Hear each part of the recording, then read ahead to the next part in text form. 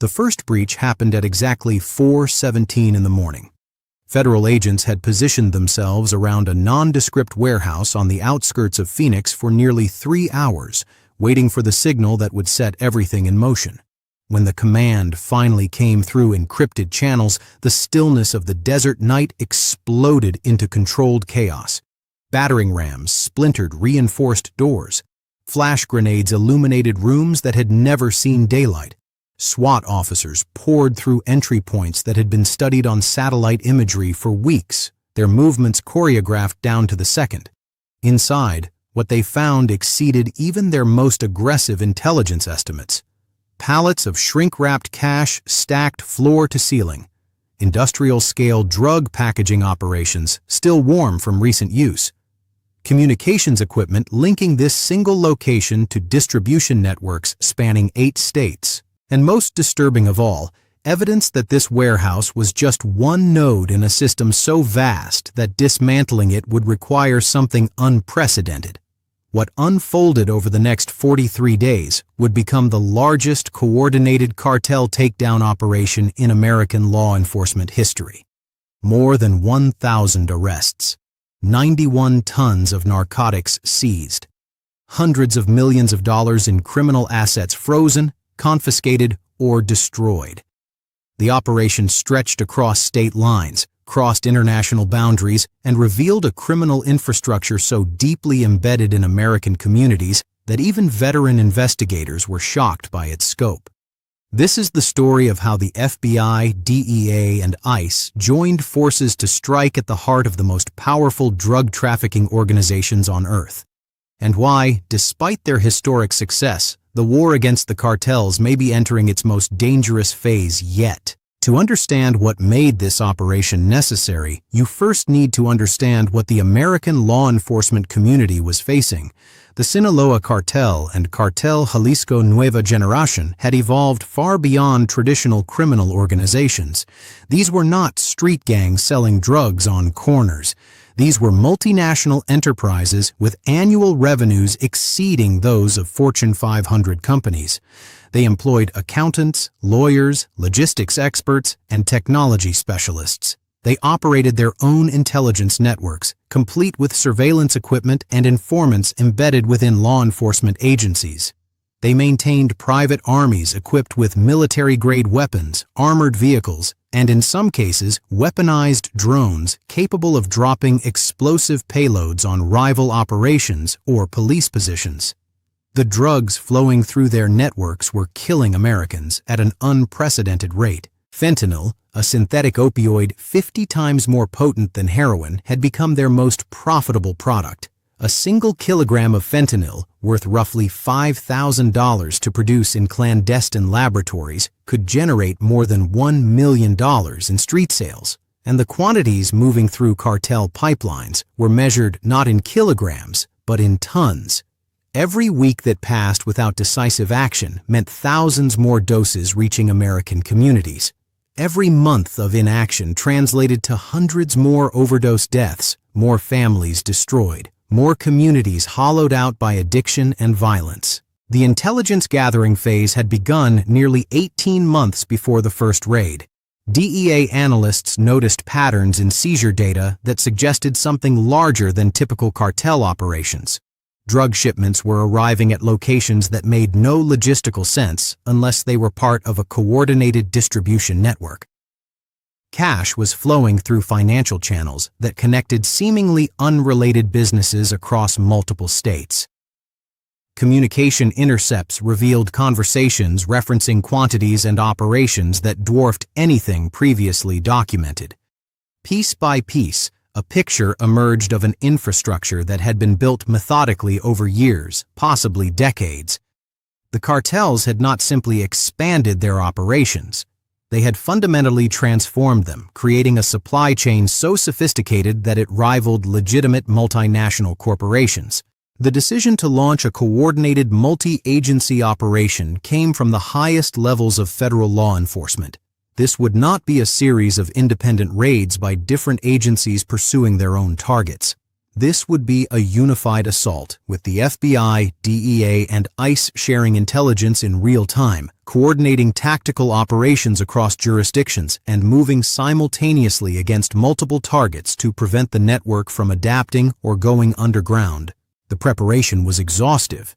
Teams studied architectural plans of target locations, identifying entry points, potential ambush positions, and escape routes that would need to be blocked. Analysts mapped the relationships between suspects, creating organizational charts that showed who reported to whom and which individuals were critical nodes whose removal would cause maximum disruption. Surveillance teams documented patterns of movement, establishing when targets were most vulnerable and when locations were most likely to contain the evidence needed for prosecution. Technology played a crucial role. Wiretaps captured thousands of hours of conversations that would later serve as evidence in federal court.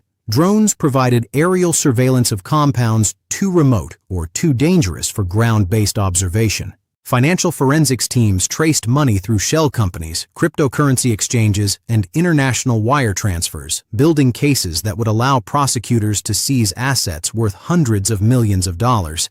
Everything pointed toward a spring offensive, a concentrated period of operations designed to hit the cartel infrastructure so hard and so fast that it would have no time to react. The first wave of raids began before dawn on a Tuesday morning. Across 7 states, federal agents moved simultaneously against 43 targets identified as critical nodes in the cartel network. The coordination required was staggering. Each raid had to begin within a 15-minute window to prevent targets from warning each other. Communication between teams was constant, with command centers monitoring progress and adjusting tactics in real time. In Houston, a team breached a fortified residence that intelligence indicated served as a regional distribution hub. Inside, they found exactly what the surveillance had predicted: kilogram quantities of cocaine and methamphetamine packaged for distribution, ledgers documenting sales across Texas and Louisiana, weapons including assault rifles and body armor, and 3 suspects who were processed, photographed, and transported to federal detention within hours of the initial breach. In Chicago, the operation encountered its first serious resistance. Cartel operatives had fortified a warehouse with reinforced doors and strategically placed barriers designed to slow any law enforcement entry. When agents breached the outer perimeter, they came under fire from positions within the building.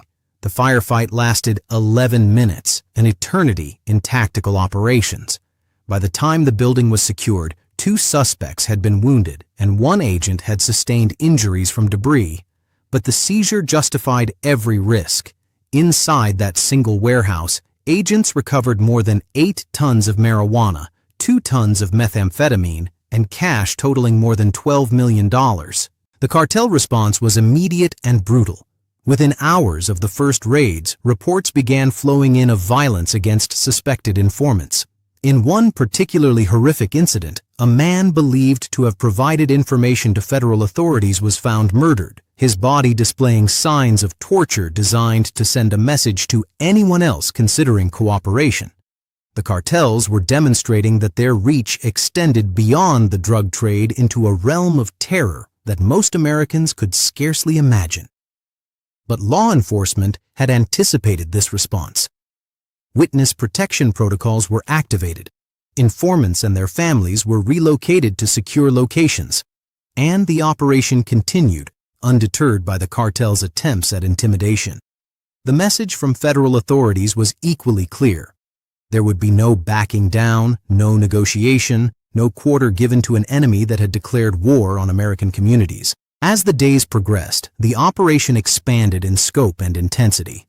What had begun as targeted strikes against known locations evolved into a rolling campaign that adapted to new intelligence in real time.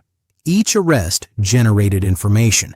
Each seized phone or computer contained data that pointed toward new targets. Each interrogation revealed connections that investigators had not previously understood.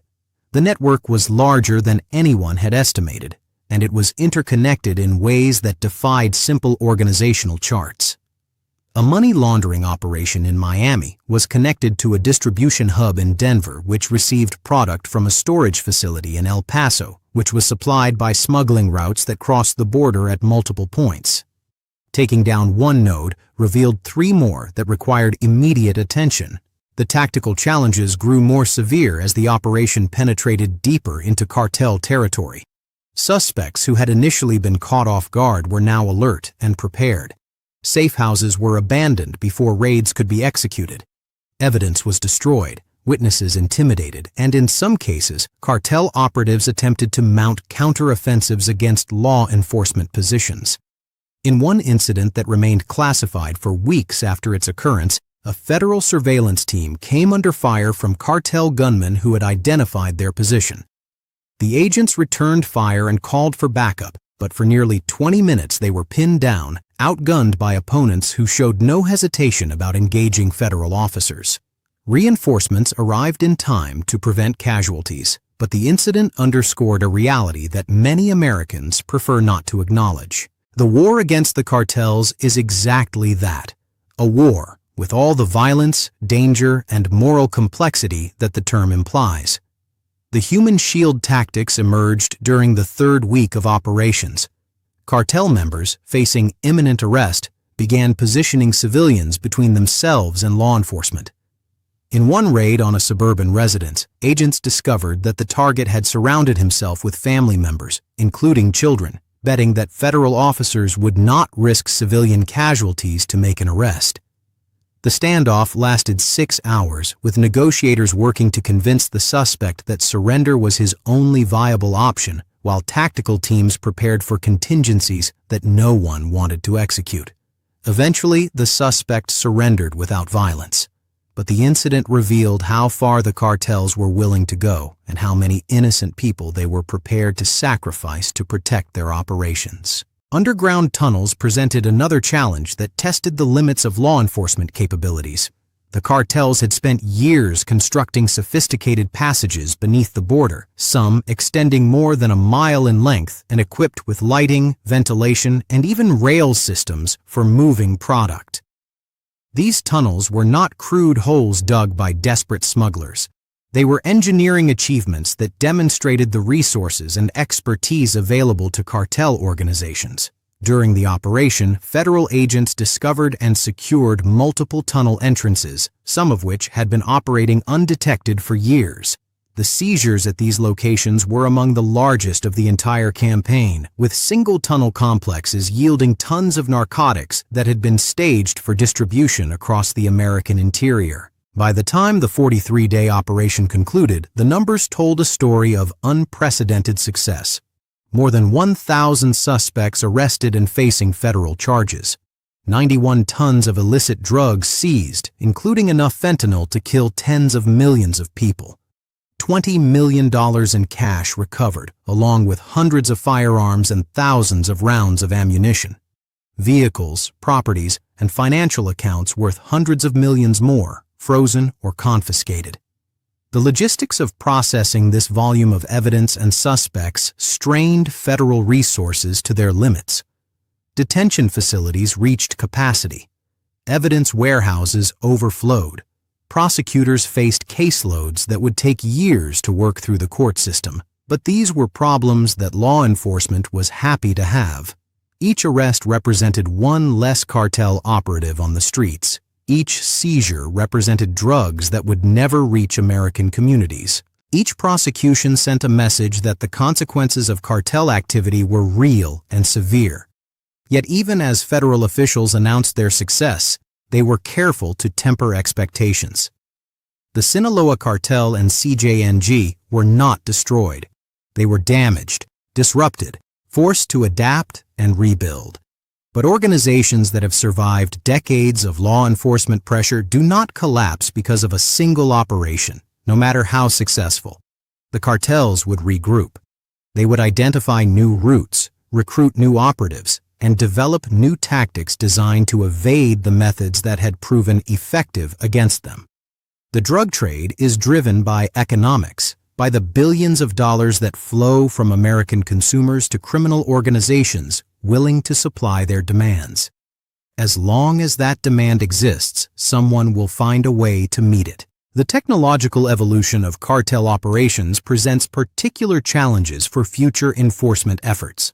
Encrypted communications have made traditional wiretapping increasingly difficult.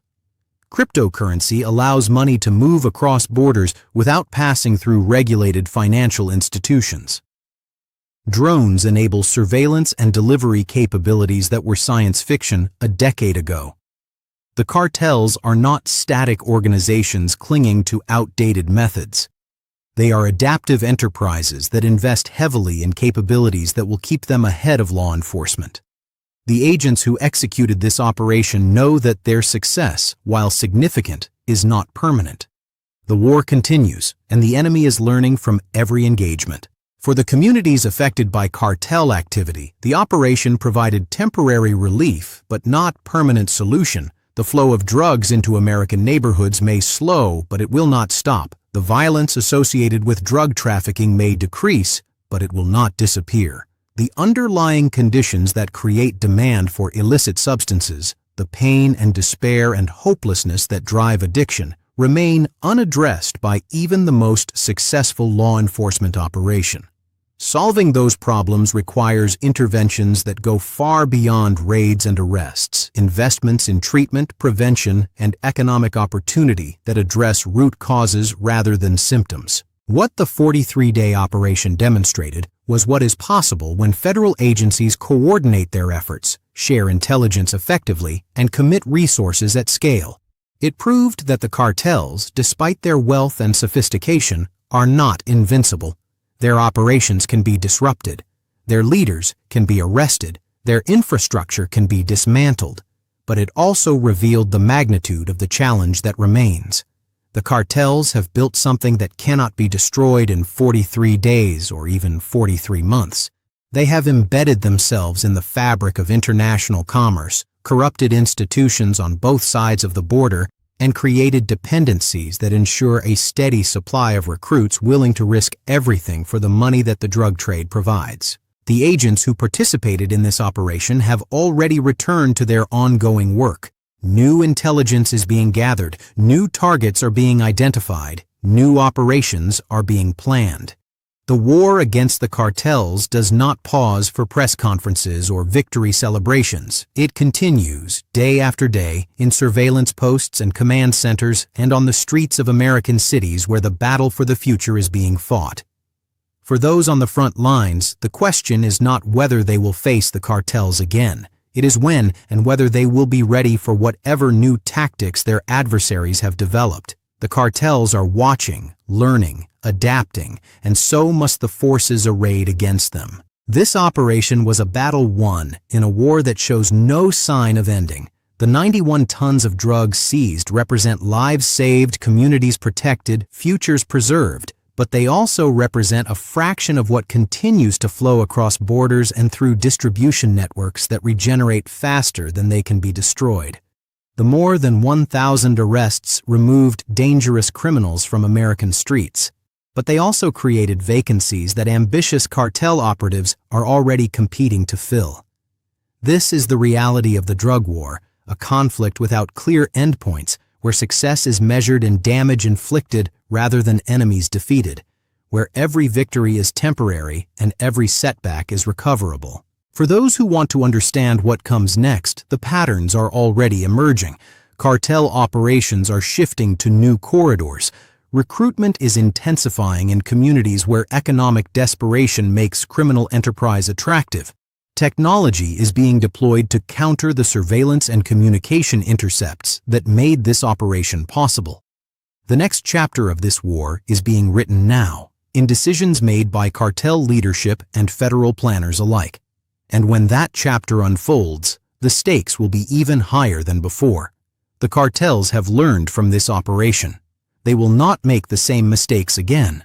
Whether law enforcement can stay ahead of their adaptation will determine whether the success of these 43 days translates into lasting impact or merely a temporary disruption in a trade that has proven remarkably resilient. Subscribe to this channel to stay informed as this story continues to develop. The war against the cartels is far from over, and understanding what happens next has never been more important. The battle lines have been drawn, the forces are engaged, and the outcome will shape the future of communities across America for years to come.